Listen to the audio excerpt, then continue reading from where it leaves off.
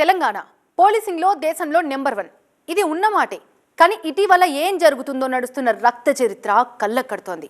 కొన్ని రోజులుగా ఓల్డ్ సిటీలో గ్రేటర్ పరిధిలో సీరియల్ మర్డర్స్, మరోవైపు చోరీలు. క్రైమ్ రేట్ కి మళ్లీ కళ్ళెంతిగింది. షెరా మామూలుగా నిఘా ఏమైందనే విమర్శలు జోరందుకున్నాయి. లా అండ్ ఆర్డర్లోనే ఉందా? ఇలాంటి ప్రశ్నలకి నాంపల్లి కాడ స్టేషన్ కాడ పేలిన తూటానే సమాధానమా? అవుమల్లా పోలీసింగ్ లో మార్పు మొదలైంది. ఈ రాష్ట్రంలో గంజాయి డ్రగ్స్ ని సమూలంగా సమాధి చేస్తాం. సర్కారు వారి మాటతో మార్పు మొదలైంది. గంజాయి డ్రగ్స్ పై ఉక్కుపాదం మోపారు, నిఘా పెంచారు. తనిఖీల్లో గంజాయిని భారీ ఎత్తున స్వాధీనం చేసుకుని గంజాయి గాళ్లతో గుంజీలు తీస్తున్నారు. అంతేనా, కూజాలు చెంబులయ్యేలా కుటుంబ మాఫియా గూబ గుయ్యమనిపిస్తున్నారు తెలంగాణ ఎక్సైజ్ పోలీసులు. వాసన పసిగడితే చాలు అక్కడ వారిపోయి బట్టీలు బద్దలు కొట్టేస్తున్నారు. ఇలా గంజాయి గుడుంబ దందాలకు కళ్ళెం సరే, మరి వీరి గుమ్మడి పండు వీళ్ళ సంగతేంది? నగరానికి రాచపుండులా మారిన ఈ సీన్ల కథేంటి? House బ్రేకింగ్లు, chain స్నాచింగ్లకు కళ్ళెమేది? ఇట్లాంటి దృశ్యాలు నిత్యకృత్యమైపోయాయి. ఇవి చాలదన్నట్టుగా నిత్య నూతన ఐడియాలతో అటెన్షన్ డైవర్ట్ చేస్తున్నారు కేటుగాళ్లు. ఒక చోట చెడ్డీ గ్యాంగ్, ఇంకో చోట బనియన్ బ్యాచ్, ఇంకో చోట మురఖాలో బ్యాండిట్లు. తీరొక్క వేషాల్లో సరికొత్త స్టైల్లో సీరియల్ చోరీలకు పాల్పడుతూ కాకీలకు సవాల్ విసురుతున్నారు. నగరంలో ఇలా హైవేపై దోపిడీలు మరో లెవెల్. వాహనదారులపై దాడులు, దోపిడీలతో నేషనల్ హైవేపై క్రైమ్ రేట్ స్పీడ్ అంతా ఇంత కాదు. కట్టుదిట్టమైన భద్రత, సాటిలేని మేటి టెక్నో పోలీసింగ్ ఉండే రాజధానిలో జాతీయ రహదారిపై ఇంతలా దొంగలు పెట్టరేగిపోతుంటే ఖాకీలు ఏం చేస్తున్నట్లు, ఏం చూస్తున్నట్లు అని వాపోయే పబ్లిక్ ఫికర్ గురించి ప్రభుత్వానికి తెలియకుండా ఉంటుందా? తెలిసింది. కేటుగాళ్ల బెండు తీసేలా పోలీసింగ్ లో మార్పు రోడ్డెక్కింది. స్ట్రాంగ్ వార్నింగ్ తో కాల్పుల మోత మోగుతోంది. మొన్న సైదాబాద్ లో చైన్ స్నాచింగ్ గ్యాంగ్ పై కాల్పులు, రీసెంట్ గా పెద్దాంబర్పేట ఓఆర్ఆర్ పై పార్టీ ముఠాపై, లేటెస్ట్ గా నాంపల్లి స్టేషన్ కాడ బుల్లెట్ మార్క్. మాటలేవు, మాట్లాడుకోవడం లేవు. మామలు వస్తున్నారు. దొంగలు తస్మా జాగ్రత్త. చోరీల వేటలో కంటపడితే ఇకపై బుల్లెట్ దిగుద్ది. ఇన్నాళ్ళు లెక్క, ఇప్పుడు ఇంకో లెక్క. రోజుల వ్యవధిలో 4 చోట్ల కాల్పులు జరిగాయంటే దాని అర్థం గీత దాటితే ఇకపై ఎవరిని వదిలిపెట్టేది లేదని. ఈ రాత్రిపూట ఈ చిన్న దొంగతనాలు చేసేవాళ్ళు ఏం చేస్తున్నారంటే మారణాయుధాలు పెట్టుకొని గొడ్డళ్ళు, తర్వాత ప్యాంట్లలో చిన్న గొడ్డళ్ళు, లేకపోతే సిక్కిల్స్, కత్తులు పెట్టుకుంటున్నారు. అదేవిధంగా ఎవరైనా పోలీసు వారు వాళ్ళని ప్రశ్నించడము, ఆపుదల చేసి వాళ్ళ పేరు గురించి విచారిస్తే వాళ్ళపైన తిరుగుబాటు చేస్తున్నారు. డెఫినెట్గా ఫైర్ ఓపెన్ చేసి, మొన్న వాళ్ళపైన తిరుగుబాటు చేసి కత్తులతో బెదిరించి రాళ్లతో కొడుతుంటే there is no other option. ఆత్మరక్షణ కోసం వాళ్ళు ఫైర్ ఓపెన్ చేశారు. చాలా మంచి పని చేశారు. సో ఇది ఒక మెసేజ్ లాగా పోవాలి. ఎందుకంటే ప్రజల్లోకి ఎస్, ఇట్లా చిల్లర దొంగతనం చేసే వాళ్ళని అరికట్టాలి అంటే పోలీసులు నిర్దాక్షిణ్యంగా వీళ్ళను ఉపేక్షించరు అనేటువంటి మెసేజ్ వాళ్ళకి వెళ్తే డెఫినెట్గా అవును, మనం ఎట్లా దొంగతనాలు చేస్తున్నాం, పట్టుబడితే పోలీసులు మనం వాళ్ళపైన తిరుగుబాటు చేస్తే డెఫినెట్గా వాళ్ళు మనపైన కఠినమైన చర్యలు తీసుకుంటారు. ఫైర్ ఓపెన్ చేయడానికి కూడా వెనుకాడనేటువంటి సందేశం వాళ్ళకి పోతే కొంచెం దొంగలు భయపడతారు. పార్టీ గాని జద్దా గాని ఎవడైనా సరే తెలంగాణ బోర్డర్ లో అడుగు పెట్టాలంటే వెన్నులో వణుగు పుట్టాల్సిందే. అట్లుంటది మరి హీరో నెంబర్ 1 తెలంగాణ పోలీసింగ్ అంటే. కేసుల్ని ఛేదించడం, నిందితుల్ని అరెస్ట్ చేయడం ఓ లెక్క, ముందే పసిగట్టి నేరాలకు కళ్ళెం వేయటం మరో లెక్క. నాంపల్లి స్టేషన్ కాడ బుల్లెట్ మార్కే అందుకు నిదర్శనమా? అసలేం జరిగింది? ఎలాంటి సిచ్యువేషన్లో ఫైరింగ్ చేయాల్సి వచ్చింది? మధ్యమంగార్ బస్తీ ముచ్చట ఎందుకు తెరపైకొచ్చింది? నాంపల్లిలో కాల్పుల ఘటన వెనుక ట్విస్టులు మామూలుగా లేవు. మరి ది గ్రేటర్ హైదరాబాద్, ఈ మహానగరానికి ఏమైంది? ఇన్నాళ్ళు ప్రశాంతంగా ఉన్న పాత బస్తీలో మళ్లీ కొత్త రక్త చరిత్ర. ఓల్డ్ సిటీలోనే కాదు, గ్రేటర్ పరిధిలో సీరియల్ మర్డర్స్ ఖాకీలకు సవాల్గా మారాయి. ఇటీవలే వరుస హత్యలు సంచలనం రేపింది వాస్తవమే.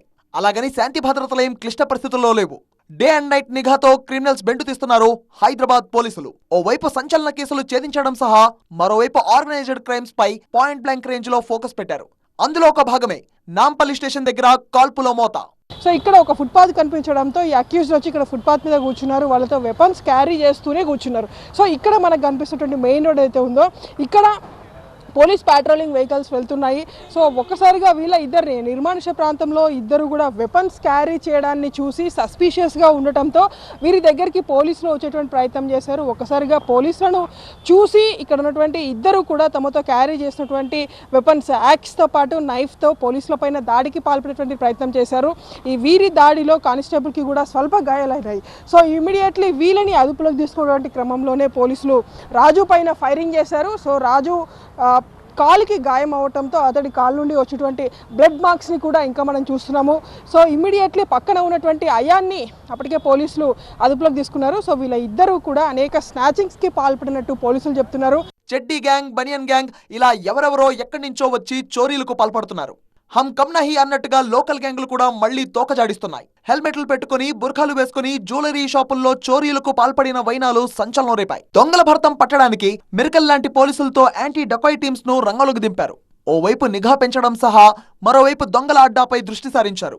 స్నాచర్లకు, క్రిమినల్స్ కు షెల్టర్ జోన్ గా పేరున్న నాంపల్లి ఏరియా మల్లె పరిధిలోని మంగారా బస్తీపై ఫోకస్ పెట్టారు. పెట్రోలింగ్ చేస్తున్న క్రమంలో నాంపల్లి రైల్వే స్టేషన్ కాడ అనుమానితులు కంటపడ్డారు. ఎవరు మీరు, ఎక్కడి నుంచి వచ్చారు అని ఆరా తీసేందుకు వెళ్తుండగా ఆ ఇద్దరు పోలీసులపై గొడ్డళ్లు ఝుల్పించారు. ఖాకీలు అదుపులోకి తీసుకున్న ఆ ఇద్దరు చోరులు మహాముదురులు.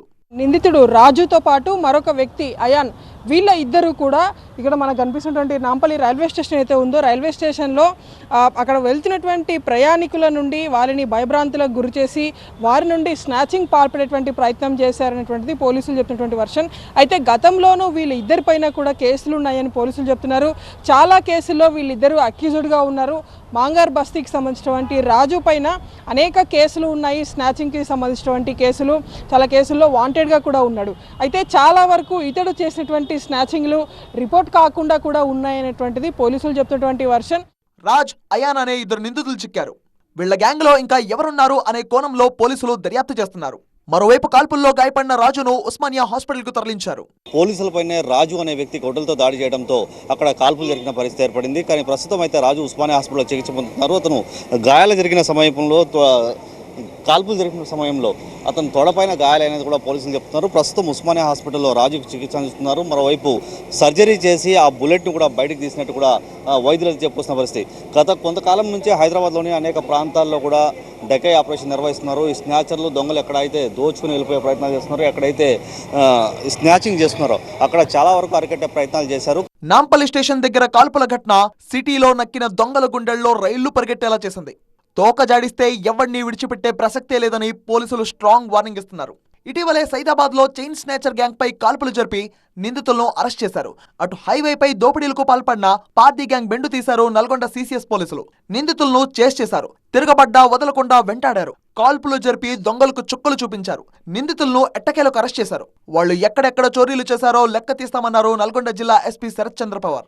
నల్గొండ డిస్టిక్లో 6, రాచకొండ కమిషనరేట్లో 13, సంగారెడ్డిలో 11, సైబరాబాద్ కమిషనరేట్లో 2. వీళ్ళు 2 months నుంచి ఇక్కడ ఉంటున్నారు. వీళ్ళు ఎక్కడ కూడా హోటల్ రూమ్స్ ఇట్లాంటివి కూడా ఏం తీసుకోరండి. రాత్రిపూట ఏదైనా ఛాన్స్ దొరికినప్పుడు అఫెన్స్ చేస్తారు. మార్నింగ్ దే విల్ ఎక్కడైనా ధాబాలను ఎక్కడైనా కూడా రెస్ట్ తీసుకోవడం జరుగుతుంది. అదేవిధంగా మళ్ళీ ఆ డబ్బులన్నీ అయిపోయిన తర్వాత మళ్ళీ they will commit an offence. 3 లేకపోతే 4 వచ్చినట్టు మాకు ఉందండి. ఇప్పుడు దాకా మేము ఇద్దరిని పట్టుకోవడం జరిగింది. మరి ఇంకా ఇద్దరిని కూడా వాళ్ళని పట్టుకోవడానికి కూడా ఇంకా 2 టీమ్స్ సర్చింగ్లో ఉన్నాయి. అయితే వీళ్ళు చాలా ఫెరోషియస్గా, చాలా క్రూరంగా కూడా బిహేవ్ చేస్తూ ఉంటారు. పోలీస్ కస్టడీ తీసుకొని మిగతా విచారణ ముందుకు తీసుకొని వెళ్తాం. ఓవైపు గంజాయి, డ్రగ్స్ పై నార్కోటిక్, హెచ్న్యూ, ఎక్సైజ్ పోలీసులు ఉక్కుపాదం మోపుతున్నారు. పోటీలు పడి కేటుగాళ్లకు చెక్ పెడుతున్నారు. ఇటు అదే స్పిరిట్ లా అండ్ ఆర్డర్ పోలీసులు కూడా లాఠీ ఝులిపించడమే కాదు, అవసరమైతే బుల్లెట్లు కురిపించడానికి కూడా వెనకాడేది లేదని నేర సమాజానికి స్ట్రాంగ్ వార్నింగ్ ఇస్తున్నారు. ఆర్గనైజ్డ్ క్రైమ్స్ బెండు తీయడం సహా సైబర్ కేటుగాళ్ల కళ్ళెం వేయడంలో తెలంగాణ పోలీస్ మార్క్ మరో లెవెల్లో ఉంది. ఫ్రెండ్లీ పోలీసింగ్ తో బాధితులకు అండగా ఉంటున్నారు. ఓ బాధితుడి ఫిర్యాదుతో అరగంటలో కేసును ఛేదించారు. సైబర్ నేరగాళ్లను గుర్తించి వాళ్ల అకౌంట్ ను ఫ్రీజ్ చేశారు హైదరాబాద్ సిసిఎస్ పోలీసులు. మరోవైపు ఈవ్ టీజర్స్ వేళాపాలా లేకుండా రోడ్ల మీద తిరిగే పోకిరిగాళ్లపై కూడా నిఘా పెంచారు. మన డకాయిటీ పార్టీ డెఫినెట్గా ఒక మంచి సందేశాన్ని ఇచ్చినట్టే. ఇక మీదట కూడా ఇటువంటి వాళ్ళపైన కఠినమైన చర్యలు తీసుకోవాలి. కార్డన్ సర్చెస్ వీలైతే కనుక ఈ మాంగార్ బస్తీ లాంటి బస్తీలు చాలా ఉన్నాయి. ఆ చిన్న చిన్న బస్తీల్లో జులాయిగా తిరిగే వాళ్ళు బయట నుంచి వచ్చి ఇక్కడ సెటిల్ అయ్యి ఏదో పని కోసం అని వచ్చి ఇక్కడ చిన్న చిన్న రూములు తీసుకొని ఏదో చిన్న పనులు చేసుకుంటూ మనకి వచ్చి పనులు లేకపోవటం, జులాయిగా అంటే ఈ చిన్న చిన్న వ్యసనాలకు లోనైపోవటం, ఆ వ్యసనాల కోసం డబ్బులు కావాలి, పనే చెయ్యరు, జులాయిగా తిరుగుతారు. సో ఏం చేస్తారు, దొంగతనాలకు పాల్పడుతున్నారు. అంటే అదే కాకుండా ఎవరైనా ప్రశ్నిస్తే వాళ్ళపైన తిరుగుబాటు చేయడం. వీళ్ళంతా కూడా 18 to 25, 30 ఏజ్ లోపలనే ఉన్నారు. కాబట్టి ఇటువంటి వాళ్ళకి గట్టి గుణపాఠం నేర్పించాలి. పోలీసు వాళ్ళు ఇటువంటి చిల్లర పనులు చేస్తే ఉపేక్షించరు, లేదు వాళ్ళపైన తిరుగుబాటు చేస్తే ఆత్మరక్షణ కోసం వాళ్ళు కాల్పులు కూడా జరుపుతారనేటువంటిది మెసేజ్ పోవాలి. ఈ మెసేజ్ వల్ల కొందరైనా బాగుపడతారనేటువంటిది నా అభిప్రాయం. అట్లుంటది తెలంగాణ పోలీసింగ్ అంటే. ఇది హైదరాబాద్. ఇక్కడుంది దేశంలోనే హీరో నెంబర్ 1 పోలీసింగ్. మత్తు మాఫియాగాళ్లైనా దొంగ ముఠాలైనా తెలంగాణను టచ్ చేయాలని చూస్తే కథ మామూలుగా ఉండదు. పోలీసింగ్ యాక్టివిటీ అందుకు రిజల్ట్స్ అలా ఉన్నాయి. మరి హైదరాబాద్లో ఒక్కసారిగా స్నాచింగ్ కేసులతో పాటు ఇలాంటి ఘటనలు కూడా చాలా తగ్గాయని కూడా ఒక పక్క అధికారులు అయితే చెప్పుకొస్తున్న పరిస్థితి. గతంలో మనం చూసుకుంటే అనేక సందర్భాల్లో కూడా హైదరాబాద్లో అనేక ప్రాంతాల్లో ఎక్కువగా రాత్రిపూట డే నైట్ ఎక్కడైనా స్నాచింగ్ జరిగే ఘటనలు అయితే చాలా ఎక్కువగానే ఉంటాయి. కానీ ఈ మధ్యకాలం మనం చూసుకుంటే ఈ డకై ఆపరేషన్ ఎప్పటి నుంచి నిర్వహిస్తున్నారో ఆ సమయం నుంచి ఇప్పటివరకు చూసుకుంటే చాలా తక్కువ సంఖ్యలోనే కేసులు ఉన్నాయని కూడా అధికారులు అయితే చెప్పుకొస్తున్న పరిస్థితి. కెమెరామెన్ వెంకట్తో నూర్ మొహమ్మద్, TV9 హైదరాబాద్.